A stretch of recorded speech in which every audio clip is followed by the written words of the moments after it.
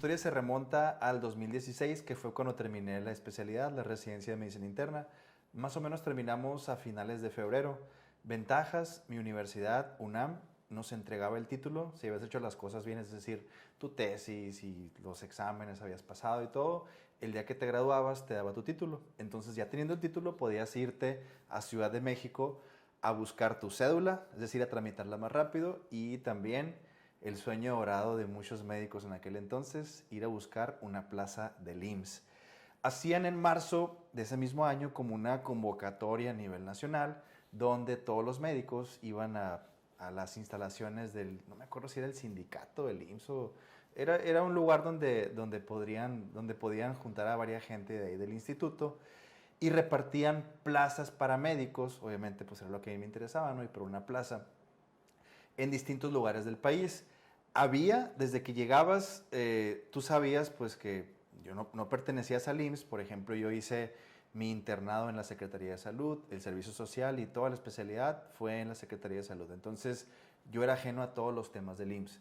Pero sabíamos que cuando nosotros podíamos acceder a una plaza o escoger el lugar, era cuando ya todos los demás, todas las personas que sí habían hecho su residencia en el IMSS, por ejemplo, ya la habían escogido. Entonces a nosotros nos quedaba como la rezaga, ¿no? Pero pues en realidad no era tanto rezaga porque había muy buenas plazas.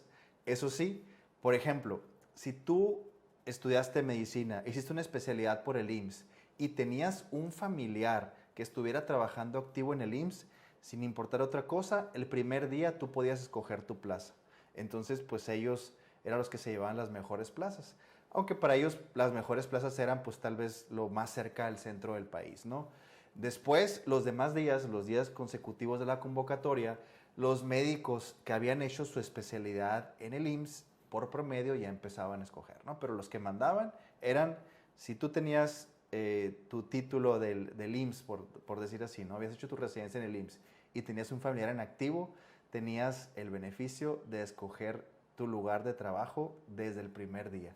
Bien, ahora ya estamos cerca de ser parte del IMSS. Entonces llegó el día en que nosotros, los que éramos de la Secretaría de Salud, de Pemex, ISSSTE, otras instituciones, podían escoger su plaza en el IMSS. Y para medicina interna había varias plazas en el estado de Sonora. Había muchas que llaman base directa, es decir, que tú firmabas y en ese momento te nombraban como personal de base y ya pertenecías a la institución. Yo me quería regresar aquí a donde estoy actualmente, que es en Hermosillo, y a mí me ofrecieron una base interina. En ese momento no entendía mucho las diferencias de lo que era una base definitiva, una base interina. Más o menos averigüé lo que pude ahí con mis compañeros de qué se trataba todo esto. El salario, que era una de las cosas muy importantes en ese entonces y todos los que estamos como desempleados o de reciente egreso, pues es lo que más nos interesa. Era prácticamente el mismo salario. Me dijeron en algún momento te van a dar tu base definitiva. No sabemos cuándo, pero te la vamos a dar. Y pues sí, decidí escoger esa base interina que era en el Hospital General de Zona 14. Aquí en Hermosillo hay dos hospitales grandes del IMSS, el HGZ 14 es uno y el HGZ 2 es el otro hospital. En ciudades más grandes o en lugares donde hay otros hospitales del IMSS están los hospitales generales regionales, se les llama, que es como que tiene más tecnología que un hospital general de zona, y las unidades médicas de alta especialidad. Así es más o menos como se divide la categoría de hospitales en el IMSS. Entonces, entregas tus papeles, te hacen como un examen, una entrevista, firmas varios documentos, pero siempre te recalcan desde el momento en que estás ahí esperando con tus papeles, así como que pues tú tienes que estar bien agradecido con la institución porque tú no perteneces ahí todavía, ni hiciste tu residencia ahí, ni tienes familiares laborando dentro, pero que estás teniendo la gran oportunidad de trabajar con ellos.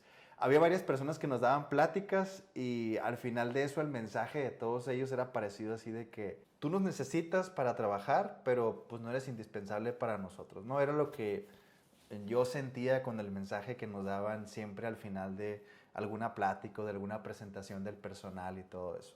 Empecé a ser parte de la institución, había firmado mi base interina, te dan algunos documentos que te hacen acreedor a esa base interina. En conjunto también a la vez tramité mi cédula de especialidad y afortunadamente me llegó súper rápido. Me regreso a Hermosillo y más o menos como al mes y medio de que habíamos acudido a Ciudad de México, me hablan de que tal día me voy a presentar en el Hospital General 14. que voy a estar en el turno de la tarde y pues que ya prácticamente empiezo a trabajar, ¿no? Así como apresurado, ¿no? No sé, un jueves, viernes y ¿sabes qué? Te presentas el lunes o martes en este horario, ahí te van a explicar más cosas. Y obviamente pues no vas con el nervio, con el miedo del hospital, ¿no? Había estado en un hospital 4 años seguidos de mi vida haciendo guardias y todo eso, el ambiente hospitalario no es algo que te genere tensión, temor o nervios, nada de eso. Simplemente pues es un lugar en el que nunca habías estado, en el que tal vez tienes muchas expectativas cuando vas a ingresar, vas a conocer compañeros nuevos y todo eso. Llegué el primer día, me encontré algunos médicos que ya conocía y me explicaron más o menos cómo funcionaba la dinámica de repartirme pacientes. Me di cuenta después, pero en un inicio sí se notaba así como la novateada de que pues a mí me daban un poquito más de pacientes o pacientes intubados, críticos. Casualmente los ingresos esos me tocaban a mí. Aparte de tener esa carga de trabajo de los pacientes hospitalizados, de hacer interconsultas, también dábamos consulta externa de medicina interna. Es decir, a tal hora empieza tu consulta, te citan, no sé, de 16 a 20 pacientes al día y tienes que verlos. Al inicio, pues, yo muy feliz, ¿no? Es un lugar nuevo, me gustaba el trabajo, me gusta lo que hacía, siempre me ha encantado, no me veo haciendo otra cosa.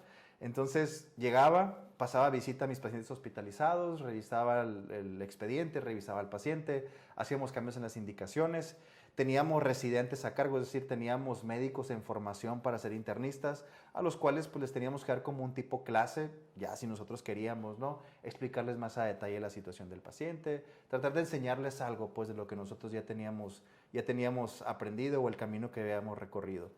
Después de esto, ellos generalmente se encargaban de hacer las notas de evolución.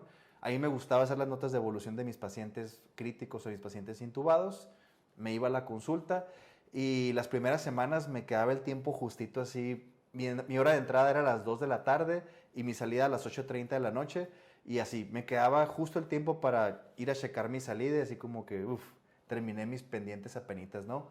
Hubo varios días incluso que me tenía que quedar después de mi horario laboral porque cayó un paciente en paro, hubo una urgencia o algo y pues uno está recién desempacado, por así decirlo, quieres acción y estás acostumbrado al trabajo duro de la residencia y pues lo quieres seguir haciendo ahí, ¿no?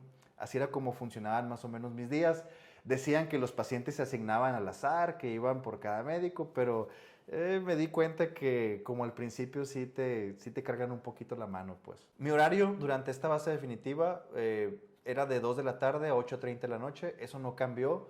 Duré más o menos 6 meses trabajando acá en el Hospital General de Zona 14 y también una semana me avisan, ¿sabes qué? Se acabó tu base interina.